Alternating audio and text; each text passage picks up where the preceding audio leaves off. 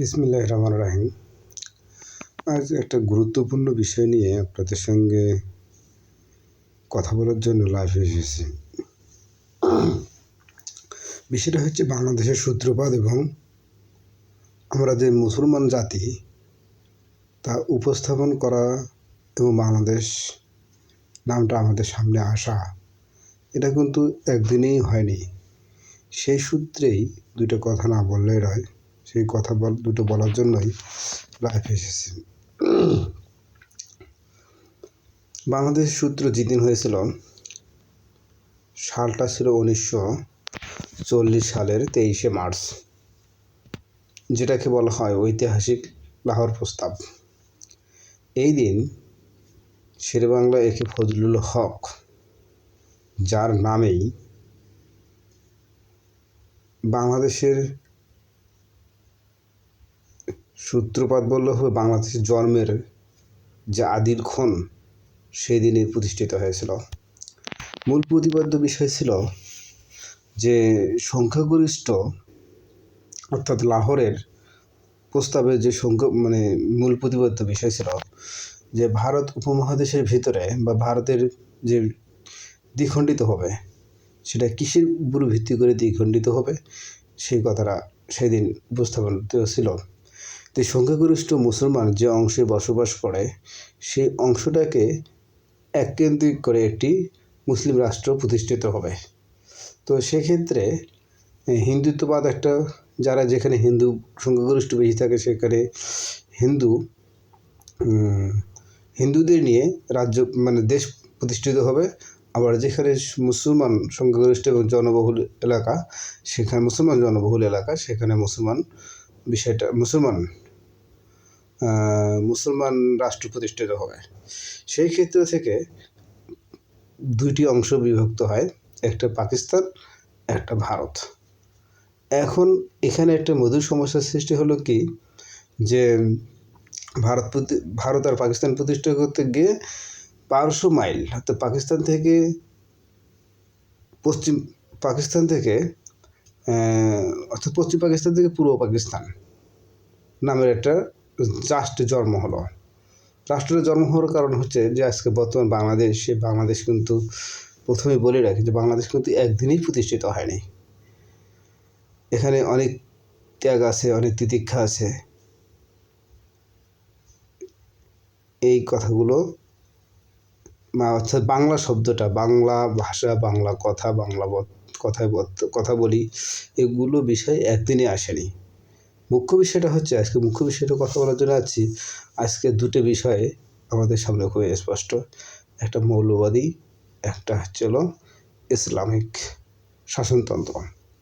আমাদের এখানে মুখ্য বিষয় যেটা আছে, যেদিন লাহোর প্রস্তাব গৃহীত হয়, সেদিনকের বিষয়টা ছিল বাংলাদেশ একটা সংখ্যাগরিষ্ঠ রাষ্ট্র। মুসলমানের সংখ্যাগরিষ্ঠতার কারণেই বাংলাদেশ প্রতিষ্ঠিত হয়েছে। আপনারা অনেকেই অনেক কথা বলে থাকেন যে কলকাতা কেন আমাদের থেকে বিভক্ত হলো, তারপর আছে পাশে মিজোরাম রাজ্য আছে, ত্রিপুরা আছে, আমাদের থেকে বিভক্ত হলো কেন? এখানে কিছু কিছু জায়গাতে মুসলমানের সংখ্যা কম, হিন্দুদের সংখ্যা বেশি। এই জন্যই তারা ভারতের দিকে প্রতিষ্ঠিত না হলেও কিন্তু বাংলার প্রথম রাজধানী কিন্তু কলকাতায় ছিল। তো বিষয়গুলো খুবই স্পষ্ট। কিন্তু আমরা আজকে না জেনেই কিছু কিছু বিষয়ে কথা বলতেছি, কিন্তু আমাদের প্রথমেই টেন্ডেন্সি নিয়ে ভাবতে হবে যে আসলে বাংলাদেশ জন্মটা কোথায় থেকে আমরা সব কিছু ভুলে ফেলছি। কারণ আমাদের গত 15-16 বছরে যে আমাদের যে ইতিহাস, সেই ইতিহাস বদলে আমাদের যে প্রধান যে তরুণ সমাজ, আজকে 15 বছর আগে যে ইতিহাস পরিবর্তন করা হয়েছে, আজকের সেই ইতিহাস জানার মতো কোনো এক্সকারশন নেই। যেমন বলি কিছু কিছু লোকের নাম, শেরেবাংলা একে ফজলুল হক কে ছিল? আজকে যদি একটা শিক্ষার্থী বা একটা স্টুডেন্টকে জিজ্ঞেস করা হয়, সে কখনোই তার সঠিক উত্তর দিতে পারবে না। মৌলানা আব্দুল হামিদ খান ভাসানী এখানে নামই শুনছে। তাদের ভূমিকা ছিল কি? আজকে বাংলাদেশ মুসলিম লীগ, বাংলাদেশ আওয়ামী লীগ, বাংলাদেশ বিএনপি। আর একটা বিষয় হচ্ছে যে এইগুলো কিন্তু কখনোই কোনো কিছুই ছিল না। ধারাবাহিক কর্মে মানুষ যখন একটা থেকে একটা পদদলিত হয়ে আরেকটা জায়গায় আছে, আরেকটা জায়গা থেকে আরেকটা বিষয় আছে। এই বিষয়গুলো কিন্তু খুবই টেন্ডেন্সিমূলক এবং খুবই সামঞ্জস্যপূর্ণ। কারণ আমার একটা জিনিস ভালো লাগতে পারে, সে বলে কি আমি আমার বাবার পৈতৃক সম্পত্তিতে বসবাস করব বা পৈতৃক সম্পত্তি বাড়ি করে থাকবো, এমন তো কথা নয়। আমার অ্যাবিলিটি আছে, আমি একটা জায়গা কিনে বাড়ি করতে পারি। এইরকম করেই কিন্তু এক দল থেকে আরেক দল, আরেক দল থেকে, কারণ মুসলিম লীগ থেকে আওয়ামী লীগ থেকে বিএনপি বলা যায়, অন্য দল যারা গঠিত হয়েছে। কারণ রাজনীতির ধারাটা কিন্তু একই, কিন্তু কোনোটা থেকে বাদ দেওয়ার সুযোগ নেই। কিন্তু আমাদের বর্তমানে সাম্প্রদায়িক যে দাঙ্গা, দেশের যে অস্থিরতা, এটা কিন্তু খুবই ভালো দিক যাচ্ছে না। আমরা মনে রাখতে হবে প্রত্যেকটা মুসলমানকেই, বাংলাদেশ প্রতিষ্ঠিত হয়েছে মুসলিম সংখ্যাগরিষ্ঠতার দিক বিবেচনা করেই। কারণ আজকে যদি বাংলাদেশে হিন্দুত্বের সংখ্যা যদি